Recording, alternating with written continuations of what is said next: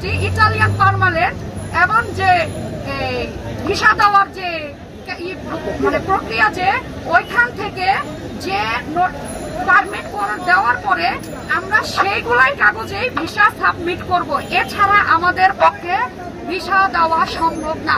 যদি আপনারা তদন্ত জার্জে মেলোনিরে সময় না দেন, তাহলে সে অতি শীঘ্রই পাসপোর্ট দিয়ে দেওয়ার জন্য, যার অনেক সমস্যা হচ্ছে এবং যারা আমাদেরকে সময় দিতে ইচ্ছুক না, তারা উত্তর দিয়ে পাসপোর্ট দিয়ে যেতে পারেন। সেক্ষেত্রে ইতালির মিনিস্টারই আপনাদেরকে কৈফিয়ত দিতে বাধ্য নয়। ইতালির মিনিস্টারকে অবশ্যই সময় দিতে হবে। তাইলে কতদিন সময় লাগবে আমি প্রশ্ন করেছি।